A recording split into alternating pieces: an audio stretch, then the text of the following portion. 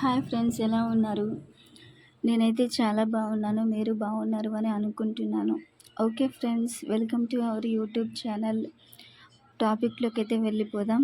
ఈరోజైతే tomato and దోసకాయ curry చేయాలి అనేసి ఈ వ్లాగ్ చేస్తున్నాను ఫ్రెండ్స్.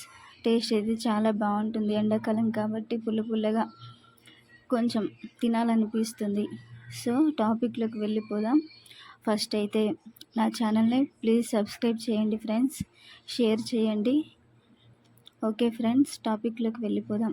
ఫస్ట్ అయితే దోసకాయలని శుభ్రంగా పొట్టు తీసుకొని టమాటాలు దోసకాయ శుభ్రంగా కడుక్కోవాలి. సీడ్స్ మీ ఇష్టం, ఉంచితే ఉంచుకోండి, లేకపోతే లేదు.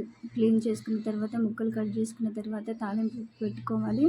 పోపు దినుసులు, ఆనియన్స్, జీలకర్ర అన్నీ వేసుకున్న తర్వాత దోసకాయ అండ్ టమాటా ముక్కలు వేసుకొని మూత పెట్టుకోవాలి. కొంచెం సేపు ఉడికిన తర్వాత కరివేపాకు వేసుకోవాలి ఫ్రెండ్స్. కరివేపాకు వేసుకోవడం ద్వారా టేస్ట్ అనేది చాలా బాగుంటుంది. అండ్ వచ్చేసి అల్లం అండ్ వెల్లుల్లి కూడా పేస్ట్ చేసుకోవాలి.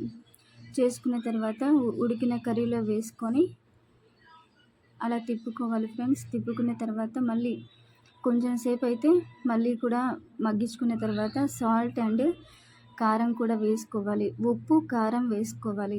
వేసుకొని మళ్ళీ కొంచెం సేపు మూత పెట్టి మగ్గించిన తర్వాత కూర అయితే రెడీ అయిపోతుంది. Okay friends, bye friends. Next వీడియోలో కలుద్దాం.